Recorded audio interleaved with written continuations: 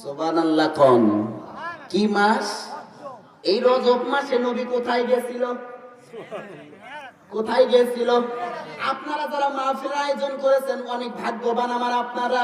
এ বন্ধু মুসলমান, এই মাসে নবী 7 আসমান ভেদ করে চলে গেছিল আল্লাহর বাড়িতে। এই মাসে রজব মাসে, বলেন না সুবহানাল্লাহ। মেরাজে গেছিল, আরে প্রেমের আলাপ করে নবী মেরাজে যাইয়া পড়েন, প্রেমের আলাপ করে নবী।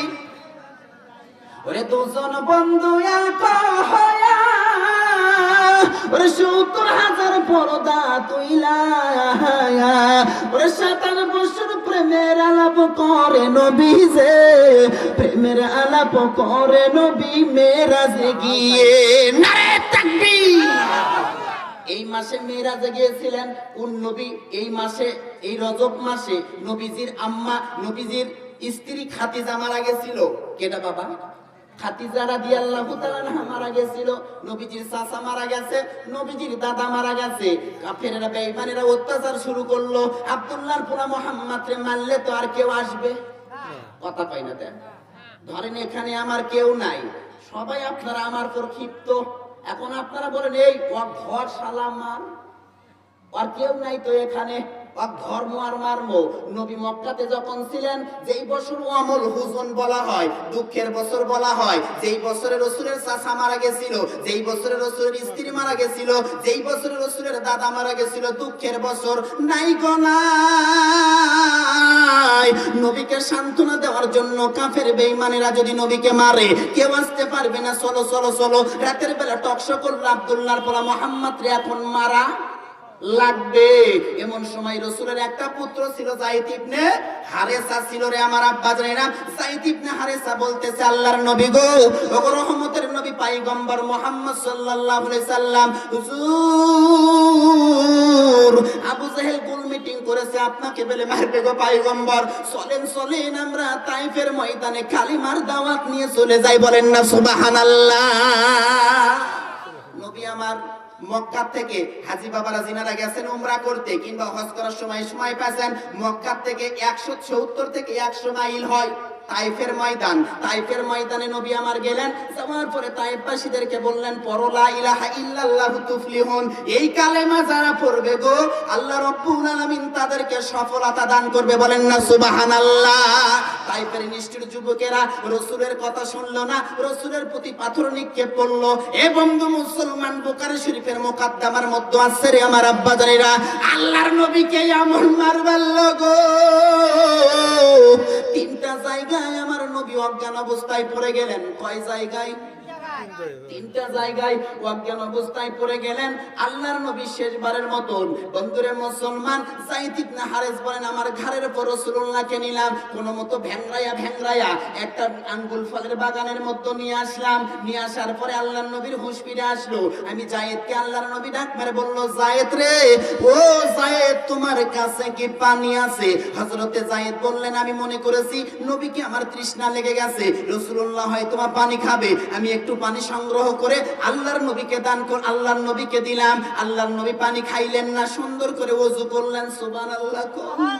আরে কামলিওয়ালা কই গো নবী, কামলিওয়ালা কই? পড়েন কামলিওয়ালা কই গো নবী, কামলিওয়ালা কই? ভাইজান, কেমন নবী পাইলেন আমার আব্বা জানেরা? সেই নবী মার খাওয়ার পরে তারপরেও বলে, তোমার হাতে কি লাগছে? রাসূল ইহুদির বাড়িতে গেলেন, কূপের মধ্যে বালতি ছেড়ে দিলেন, বালতি ছিঁড়ে পড়ে গেল কূপের মধ্যে। ইহুদি দৌড়ায় আসলেন, রাসূলের বদনের মধ্যে, গালের মধ্যে সর মারলেন। আল্লাহর নবী খপ করে হাতটা এরকম করে ধরে বললেন, ইহুদি রে, তোমার হাতে কি লেগেছে? ইহুদি বলতেছে, কেন? তোমার গালে থাপ্পড় মারলাম, আমাকে লাগবে কেন? এবার নবী আমার ডাক দিয়ে বলল, ইহুদি রে, আজকে 3 দিন পর্যন্ত খাবার খাই নাই। এই খাবার খাই নাই বিদায় আমার শরীর হয়তো তোমার শুকে গেছে, হাড্ডি বের হচ্ছে। হাড্ডি কি তোমার গালের হাতের মধ্যে লেগেছে?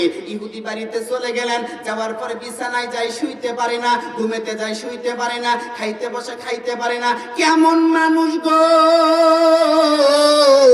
যাকে মারলে সে বলে তোমাকে লাগছে নাকি?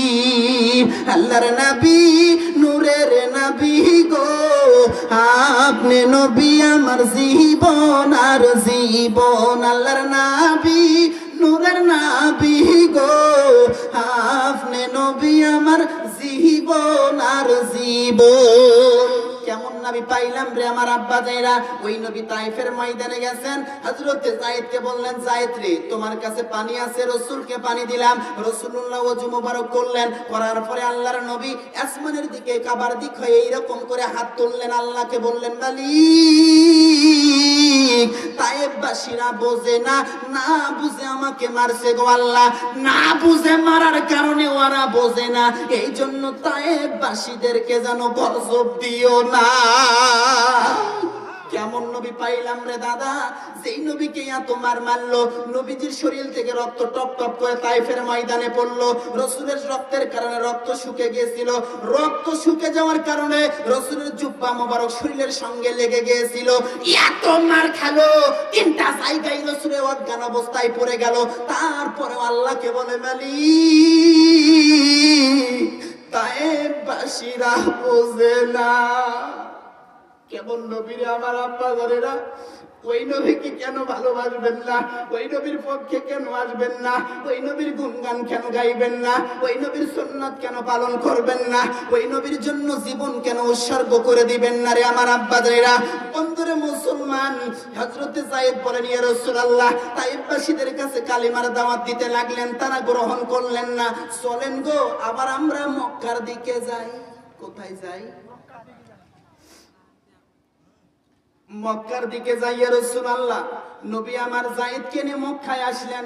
উম্মে হানির ঘরে অবস্থান করলেন। কার ঘরে বাবা? উম্মে হানির ঘরে।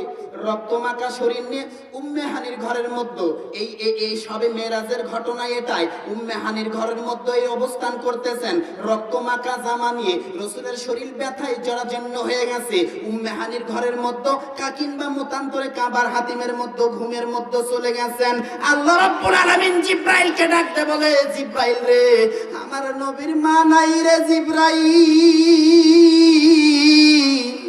দুনিয়ার মা কোন সন্তানের শরীরের মধ্যে যদি রক্ত দেখে, ওই মা কিন্তু সহ্য করতে পারে না। সন্তানকে সুন্দর করে রক্ত মুছে দেয়, সুন্দর করে ডিসিন করে দেয়, সুন্দর করে পরিষ্কার করে দেয়। এ জিব্রাইল জলদি করে যা রে জিব্রাইল, জলদি করে যা, আমার নবীকে আমার বাড়িতে নিয়ে আয় রে জিব্রাইল। আমার নবীর গায়ের রক্ত আমি আল্লাহ রাব্বুল আলামিন কুদরতি হাত দ্বারা সুন্দর করে পরিষ্কার করে দেব। বলেন না সুবহানাল্লাহ। জিব্রাইল বোরাক নিয়ে আসলেন, নিয়ে আসার পরে দেখেন কিতাবের মধ্যে আছে, আল্লাহর নবী আমার ঘুমের মধ্যে। কার মধ্যে বাবা? আল্লাহর নবী আমার ঘুমের মধ্যে। জিব্রাইল দেখি নবীর কাছে আসলেন, আসার পরে দেখলেন ঘুমের মধ্যে। হাই রে হাই, এই নবীকে তো ঘুম থেকে ডেকে তা তোলা যাবে?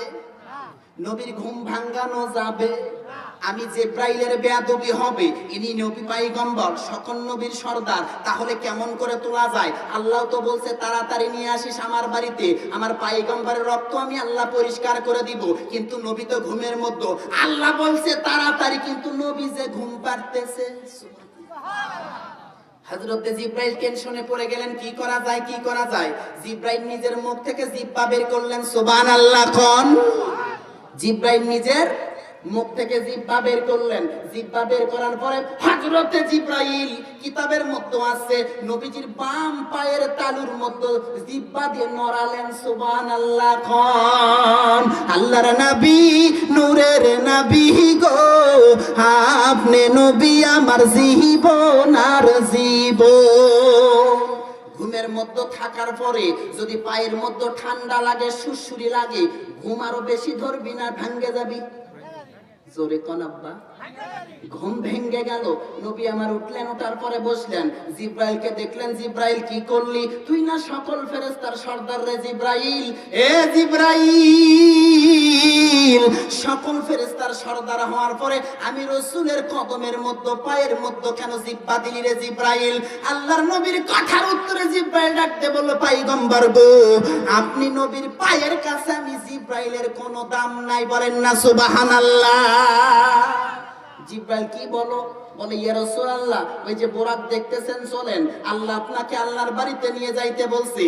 আল্লাহর নবী বুরাক দেখার পরে ছোট্ট মাসুম সন্তানের মতন বিনাইয়া বিনাইয়া কাঁদলেন। জিব্রাইল বলতেছেন ইয়া রাসূলুল্লাহ, বুরাক চড়বেন, আল্লাহর বাড়িতে যাবেন, এটা তো খুশির সংবাদ, কিন্তু আপনি কাঁদেন কেন? আদম থেকে ঈসা পর্যন্ত কোন নবীর জন্য আল্লাহ রাব্বুল আলামিন এইরকম উপদেশ, এইরকম উপহার দেয়, এইরকম উপহার দেয় নাই। আর আপনি বুরাকে চড়বেন, আল্লাহর বাড়িতে যাবেন, খুশির সংবাদ, আপনি কেন কান্দেন গো পয়গম্বর?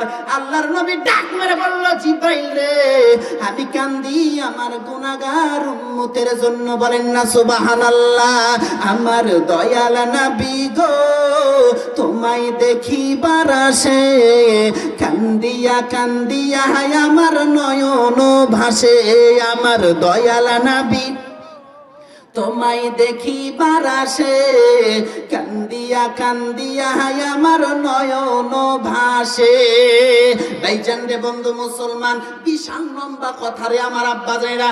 এই মাসে সবে মেরাজে গিয়েছিলেন আল্লাহর বাড়িতে রে দাদা। যেই নবী উম্মতের কথা সব জায়গায় গেলে কান্দে আল্লাহর কাছে বলে, কিন্তু আমরা উম্মত নবীকে চিনি, নবীর সুন্নাত আদায় করি, নবীকে ভালোবাসি। বন্ধুরে মুসলমান, কেমন নবী দুনিয়াতে আল্লাহ রাব্বুল আলামিন দান করে দিল। ভাইজান রে বন্ধু মুসলমান, এই কোরআন নাজিল হয়েছে উম্মতের নাজাতের জন্য। ওই যে প্রথমে একটা কথা বলছিলাম, মনে আছে? মনে আছে? সর্বপ্রথম সূরা কি রে আব্বা? বাকারা শব্দের অর্থ কি? জোরে খন। গাভী মানে গরু। আল্লাহ গো, কোরআনুল কারীমের মধ্যে তো বলছো হুদাল লিন্নাস, মানুষের হিদায়াতের জন্য কোরআন নাজিল করেছো। কোরআন is the good of life, মানুষের জীবনটা কোরআন সুন্দর করে দেয়। তা গরুর নাম কি সব দিলেন আল্লাহ কোন? সুবহানাল্লাহ। আল্লাহ মানুষের হিদায়াতের জন্য কোরআন দিলেন, তা গরুর নাম কে? এ বন্ধু মুসলমান, কোনদিন তো আমরা কোরআন পড়লাম না, রিসার্চ করলাম না রে দাদা।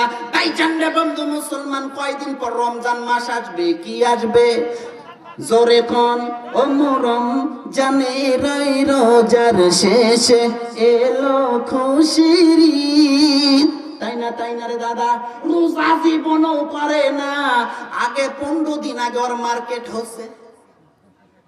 কথা কয় না গো? 15 দিন আগে ওর মার্কেট হচ্ছে, জীবনে রোজা নাই। আবার আমার কাছে ফতুয়া চাই, হুজুর রোজা আমি ঠিকই করি কিন্তু নামাজ পড়ি।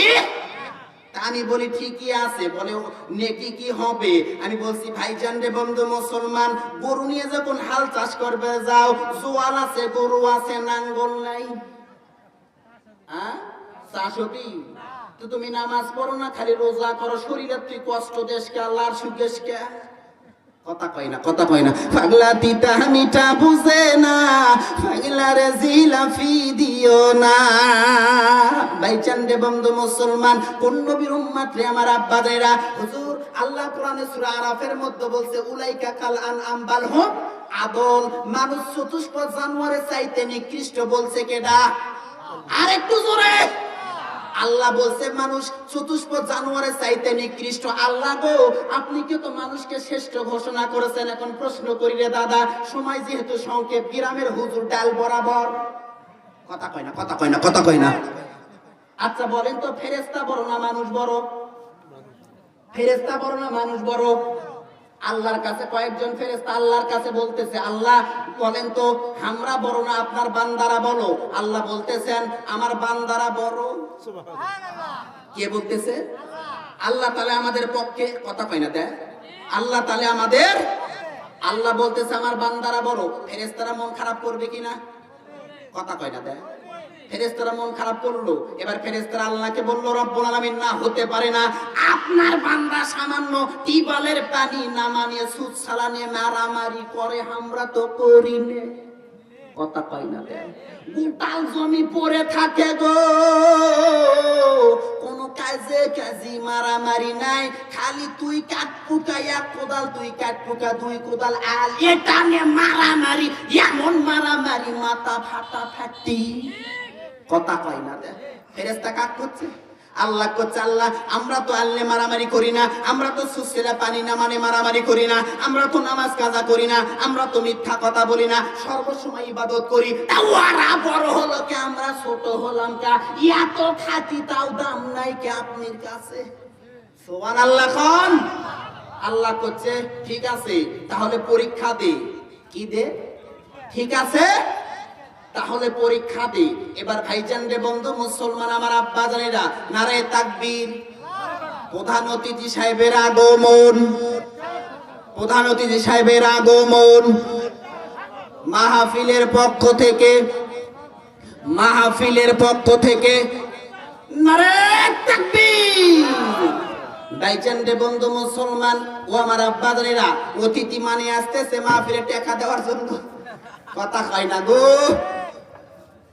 এখন থেকে আমার মিশিং স্টার্ট করা লাগবে টাকা তোলার। ওয়াজ কি হলো আমার বন্ধু গো?